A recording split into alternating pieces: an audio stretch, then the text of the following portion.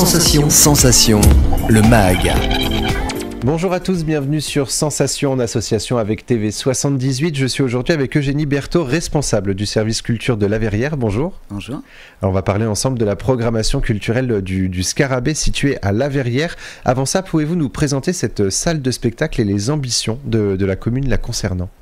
Alors c'est une salle qui est sortie de terre en 95, qui a on va dire une renommée autour de la chanson française jusqu'en 2015, 2020, quelque chose comme ça, peut-être un peu avant. Avant tout, c'était la chanson française qui était mise à l'honneur. Avec la nouvelle municipalité, a été décidé de reprendre le côté pluridisciplinaire pour que tout le monde puisse s'y retrouver.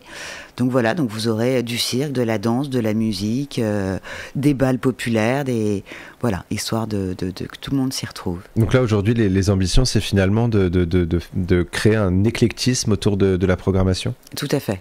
Et éclectique et pour tous. Les jeunes aujourd'hui ont la possibilité de se rendre dans les salles de spectacle grâce au Pass Culture notamment. Est-ce que vous estimez que ce dispositif est suffisant pour attirer une jeunesse parfois éloignée des salles de spectacle ? Alors je pense que c'est un bon dispositif qu'a mis en place le ministère de la Culture.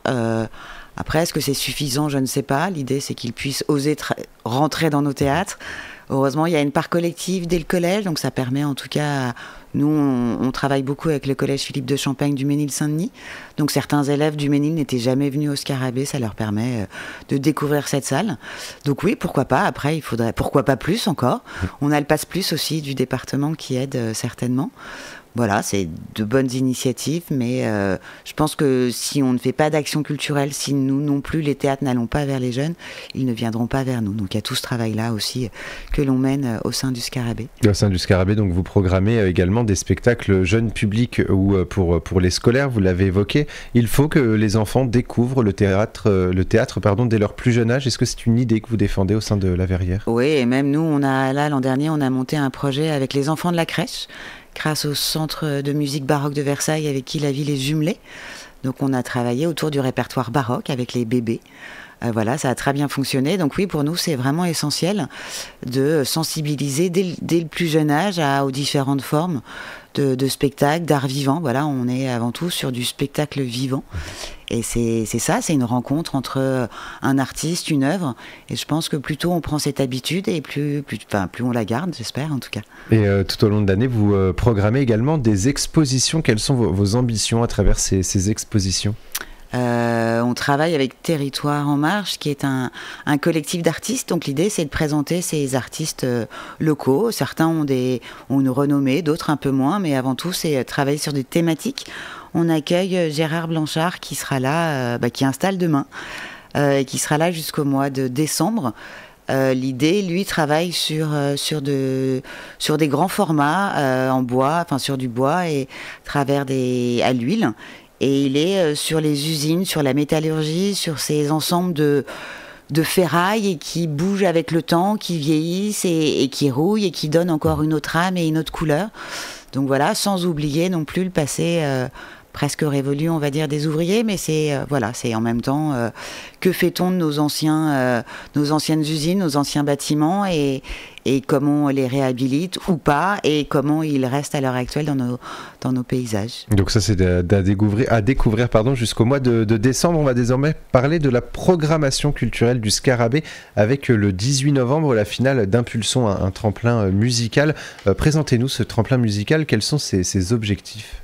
Et avant tout, donc avec le CLC, la MJC du Ménil-Saint-Denis, l'idée étant de découvrir le vivier de notre territoire au niveau des musiques. Donc on a fait un appel à candidature. On a eu 46 candidatures de groupes qui composent. L'idée c'était vraiment d'avoir des compositions et non pas des reprises. Donc on a une sorte d'homme-orchestre seul, on a des groupes de métal qui ont postulé, des groupes de rap, des groupes de punk rock. Donc voilà, on en a sélectionné 6. Et on espère vite les voir sur scène le 14 octobre. Et lors de la finale, du coup, 3 parmi les 6 seront sélectionnés. Et on a hâte de découvrir sur scène et non plus sur bande ce que donnent ces nouveaux groupes et peut-être les stars de demain. Le 5 décembre, en partenariat avec le théâtre de Saint-Quentin en Yvelines, scène nationale, le spectacle Udo complètement à l'Est à la Cordonnerie. On va écouter un extrait du spectacle et on en parle juste après.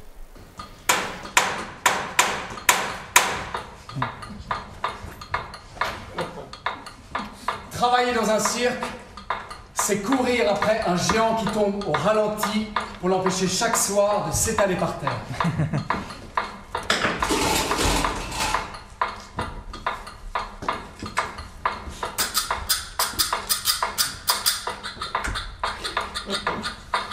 Travailler dans un cirque, c'est un marathon qui ne s'arrête jamais. Udo complètement à l'Est, c'est donc le 5 décembre. Pourquoi avoir programmé ce spectacle ? C'est grâce au Théâtre de Saint-Quentin qui programme Hors les murs et on a la chance d'accueillir la Cordonnerie. Grande compagnie, enfin moi je suis une vraie fan de cette compagnie qui travaille toujours autour du cinéma-spectacle, des performances qui mêlent en même temps théâtre, musique et cinéma. Toujours autour du conte avec des personnes là pas connues ou non connues. Blanche-Neige, tout le monde connaît, c'était leur dernier spectacle. On parle aussi bien les frères Grimm ou n'importe quelle réécriture ou adaptation de Blanche-Neige, on ne parle pas de son père, on se demande comment il a pu laisser sa fille dans les mains d'une mère aussi méchante, enfin une belle-mère aussi méchante. Donc voilà, là on se rend compte, la Cordonnerie a décidé d'expliquer que le père était parti, suivre ses rêves et partir donc en URSS et devenir circassien. Donc il nous emmène à travers tout son voyage en Russie et on découvre du coup l'univers du cirque. Donc voilà, on apprend et on réinterprète, on réécrit, on revoit et voilà cette figure paternelle de Blanche-Neige qui n'existe pas ou peu grâce à la Cordonnerie, on peut la découvrir. Le 9 décembre, c'est un concert que vous proposez à la Maison de la Musique et de la Danse. Qu'est-ce qui attend le public pendant ce concert ? Alors ça, c'est aussi une soirée que l'on monte en partenariat avec les Écritures contemporaines. C'est un mélange de jazz et littérature autour de Colette, dont on va fêter les 150 ans de sa naissance. Voilà, qu'on ne présente plus, grande écrivaine française connue dans le monde entier. Et je trouve qu'on a un peu oublié son parcours de femme. Donc voilà, on fait appel à 3 musiciens, une chanteuse, un contrebassiste et un pianiste, qui vont nous raconter les textes de Colette en musique. Un peu de théâtre le 12 décembre. Là encore, vous avez créé un partenariat avec le Conseil des institutions musulmanes des Yvelines et la préfecture des Yvelines. Le spectacle s'appelle Pierre et Mohamed, Algérie, 1er août 1996. De quoi va-t-on parler ? C'est un texte qui est basé sur les homélies et les éditos de Pierre Claverie, qui était l'évêque d'Oran. Et en même temps, c'est couplé avec les carnets de notes de son chauffeur, Mohamed. Tous les deux ont été assassinés en 91, suite à l'arrivée du GIA en Algérie. Donc c'est un vrai dialogue interreligieux, une histoire de se comprendre l'un et l'autre. Et puis, est-ce que on peut aller jusqu'à tuer des gens pour des idées contraires, je ne sais pas, mais en tout cas, j'espère qu'on pourra y répondre. En même temps, c'est un texte qui est magnifique. Et puis, vous avez aussi ce joueur de hang qui est sur scène et qui nous met dans une ambiance assez... c'est une vraie ambiance, en tout cas. Et vous proposez justement ce spectacle avec une séance scolaire. Est-ce que c'est d'abord pour transmettre cette séance scolaire, ce message d'amitié entre 2 hommes et entre 2 religions ? Oui, parce que je pense qu'on a tous des origines différentes. Donc l'idée, c'est d'apprendre à se connaître, ne pas rester sur des préjugés. Je pense que le théâtre est un vrai outil pour le permettre. Donc on est très fiers d'accueillir cette pièce grâce au CIMI qui sera partie prenante. Et puis la préfecture nous aide aussi. C'est encore un partenariat qui nous permet de mettre cette thématique à l'honneur et d'échange surtout et de dialogue entre différentes confessions. Et on termine cette première partie de saison avec le spectacle familial à dos de chameau le 17 décembre. Un spectacle qui mélange d'ailleurs plusieurs styles, plusieurs genres. Oui, c'est c'est une sorte de fable philosophique. Les adultes définiront ce spectacle comme ça. Avant tout, c'est l'histoire d'un chameau qui est perdu et qui retrouve... donc Chami Chameau est perdu et il retrouve Lulu Berlu et Jean-Yves Le Hérisson qui vont l'aider à retrouver son chemin. C'est un magnifique spectacle. Je pense que c'est dans la veine du Petit Prince. Ça reste... ça a parlé de valeurs d'amitié, de courage, de persévérance.